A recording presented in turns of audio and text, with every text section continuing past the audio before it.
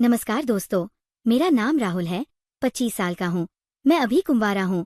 कुछ समय पहले मेरी सरकारी नौकरी रांची से 150 किलोमीटर दूर एक शहर में लगी, तो मैं वहाँ अपने रिश्ते की एक बुआ के यहाँ रह रहा हूँ। बुआ के एक बेटे, बहू घर में ऊपर, मैं और बुआ नीचे रहते हैं। भैया सुबह 9 बजे नौकरी को चले जाते। पायल भाभी बुआ के साथ काम करती रहती है। लड़कियों को देखना, ये सब और लड़कों की तरह मैं भी करता हूँ। मैंने किसी औरत या लड़की को स्पर्श नहीं किया था। ऊपर वाली पायल भाभी से एक दो बार मेरी हल्की फुल्की बात हुई थी, लेकिन मैंने कभी उन्हें गलत नजर से नहीं देखा था। मेरे वहां जाने के 10 से 12 दिन बाद घर की पानी की मोटर खराब हो गई। पानी ऊपर नहीं चढ़ रहा था। उस दिन मेरी छुट्टी थी। भैया घर पर नहीं थे, बुआ बाजार गई हुई थी। मैं घर में अकेला था। कुछ देर बाद भाभी नीचे आई और मुझे देखकर मुस्कुराते हुए बोली, राहुल, तुम्हें नहाना हो तो नहा लो। अगर मैं एक बार नहाने लगी तो पूरा 1-2 घंटा लगेगा। मैंने कहा, मेरी तो आज छुट्टी है, मैं तो आराम से नहा लूंगा। लेकिन आपको लगता नहीं कि 1-2 घंटा बहुत ज्यादा होता है? भाभी बोली, पूरा शरीर को अच्छे से साफ करके नहाती हूँ, तभी तो इतनी साफ सुथरी हूँ। मैं कुछ बोलता, भाभी मेरे सामने सामान्य ज्ञान की किताब झुककर देखने लगी और बोली, राहुल, ये किताब मुझे दे देना। मैं यूपीएससी की तैयारी कर रही हूँ, उसमें काम आएगी। उसके बाद भाभी बाथरूम में चली गई। बाथरूम में झांक कर देख सकते थे, पर मुझ में देखने की हिम्मत ही नहीं हुई। आधे घंटे के बाद भाभी की आवाज आई, राहुल, बाहर कोई है तो नहीं? मैं बोला, नहीं, मेरे अलावा कोई नहीं है। भाभी बोली, तुम जरा इधर तो आओ। मैं बाथरूम के पास पहुंचा और बोला, क्या बात है? भाभी ने बाथरूम का दरवाजा थोड़ा सा खोला और मुस्कुराते हुए बोली, तुमसे बातें करने के चक्कर में मैं कपड़े लाना ही भूल गई। भाभी अपने एक हाथ से खिड़की पर रखी चाबी उठाने लगी। चाबी उनके हाथों से फिसल गई। वो झुककर चाबी उठाने लगी। मैं एक टक भाभी को देखने लगा। भाभी बोली, इनको बाद में देख लेना, अभी तुम ये चाबी लो और जल्दी से ऊपर जाकर मेरे कपड़े ले आओ, पलंग पर रखे हैं। ऊपर जाकर मैं भाभी के कपड़े ले आया। मैंने भाभी को कपड़े दे दिए। तभी दरवाजे की घंटी बजी और बुआ की आवाज आई। भाभी खुद को सही करते हुए ऊपर भागी और बोली, कल ऊपर आना, अच्छी तरह से बातें करेंगे। अभी चलती हूँ, बुढ़िया ने देख लिया तो घर से निकाल देगी। और इशारा करते हुए वो ऊपर भाग गई। रात भर भाभी को याद करता रहा। बार बार भाभी मेरी आंखों के सामने आ रहे थे। अगले दिन बुआ जब नहाने जा रही थी, तभी भाभी की आवाज आई, मम्मी जी, आप और राहुल ऊपर आ जाओ, मैंने पकौड़ी बनाई है।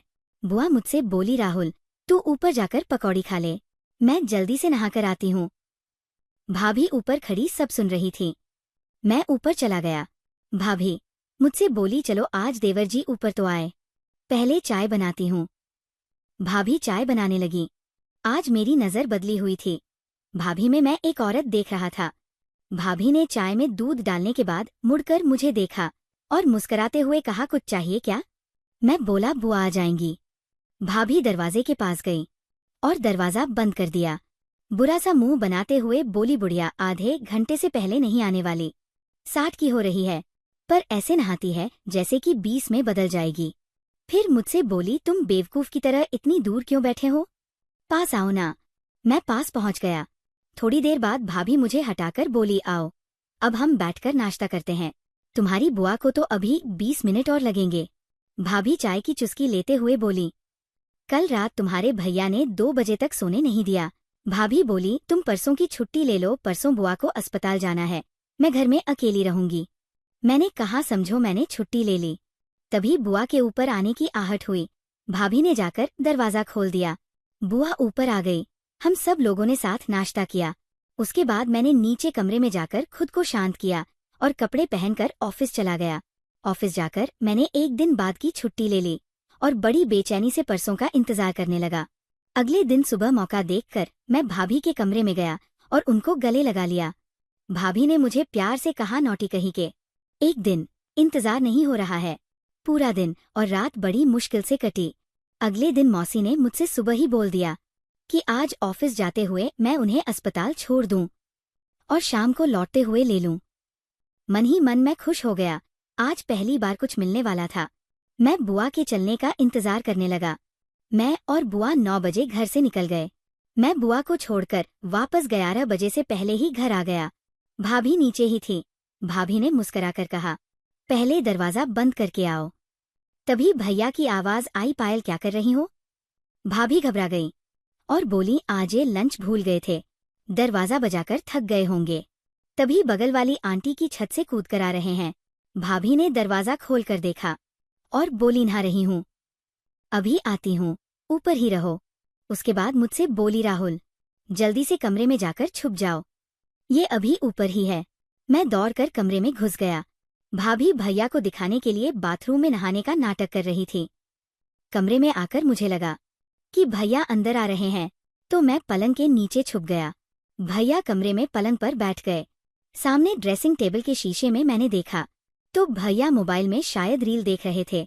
तभी बाथरूम खुलने की आवाज आई। भाभी अंदर कमरे में आई।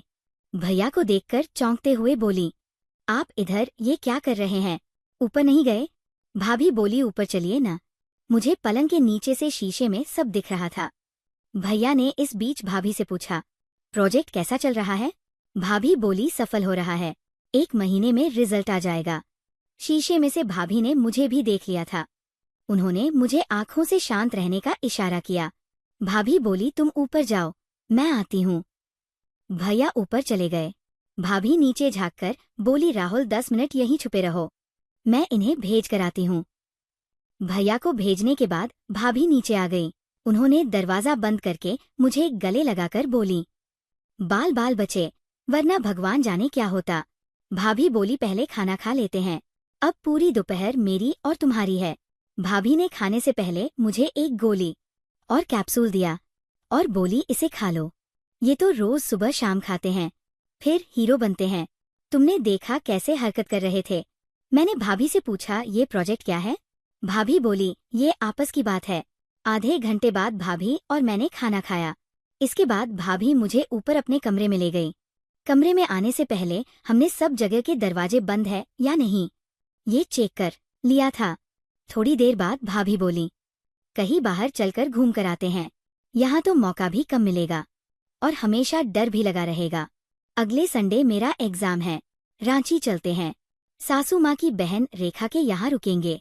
उनकी बेटी प्रीति मेरी अच्छी सहेली है। फ्लैट में माँ बेटी अकेली रहती है। रेखा बुआ आजकल तीर्थ यात्रा पर गई हुई है, वहाँ रहने करने में मजा आ जाएगा। मौका मिले तो प्रीति को भी मिल लेना।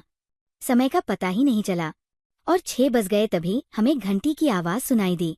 मैंने दरवाजा खोला तो बुआ थी।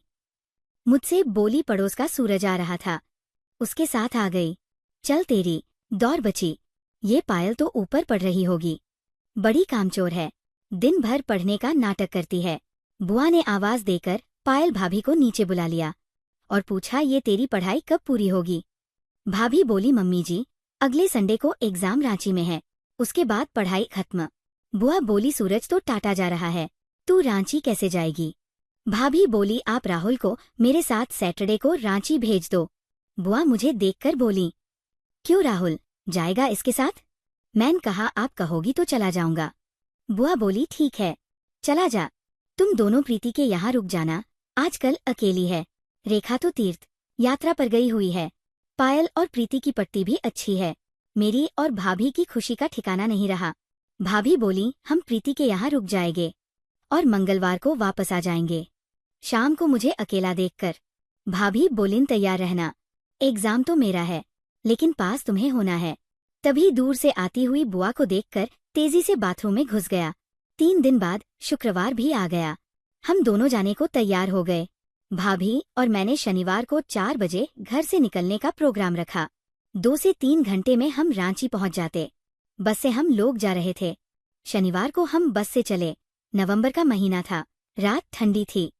बस 5 बजे चली, 9 बजे तक हम रांची पहुंच जाते। बस में पीछे वाली 2 लोगों की सीट पर हम जाकर बैठ गए। भाभी और मैं बातें करने लगे। 6:45 बजे करीब बस एक ढाबे पर रुकी। भाभी बाथरूम चली गई। मैंने 2 चाय का आर्डर कर दिया। भाभी मुस्कुराते हुए चाय पीने के बाद मुझसे बोली, खुले पैसे मेरे पर्स से दे दो। तभी बस का हॉर्न बजा। हम लोग बस में आ गए। बस जब ढाबे से चली तब तक 8 बज चुके थे और अंधेरा हो गया था। बस में पीछे की बड़ी सीट खाली थी और सवारी आगे बैठी हुई थी। हम सबसे पीछे थे। तभी भाभी बोली, ठंड लग रही है, पहले बैग में से चादर उतार लो ना।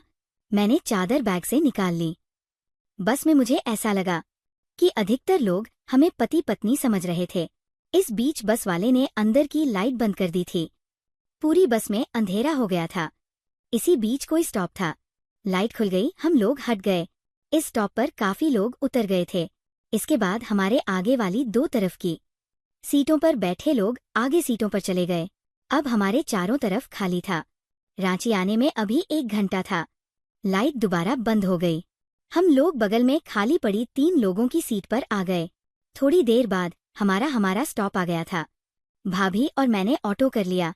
पूरे रास्ते हम पति पत्नी की तरह बैठे थे। 10 बजे हम प्रीति के घर थे। वो घर में अकेली थी। प्रीति 20-22 साल की लड़की थी। थोड़ी सांवली थी लेकिन सुंदर थी। भाभी को देखकर वो उनसे गले लग गई और बोली, तुमसे मिलकर बहुत अच्छा लग रहा है। अंदर घुसते ही भाभी ने प्रीति की तरफ देखते हुए कहा, राहुल, ये मेरी पक्की सहेली है, हम साथ साथ पढ़े हैं। प्रीति से भाभी बोली, ये मेरा देवर राहुल है, इससे शर्माने की कोई जरूरत नहीं। पूरे रास्ते हम खाते पीते आ रहे हैं। कहानी जारी रहेगी। दोस्तों, आज के लिए बस इतना ही। उम्मीद है कि आपको ये कहानी पसंद आई होगी। अगर ये कहानी आपको पसंद आती है तो इस वीडियो को एक लाइक और हमारे इस चैनल को जरूर सब्सक्राइब करिएगा। धन्यवाद।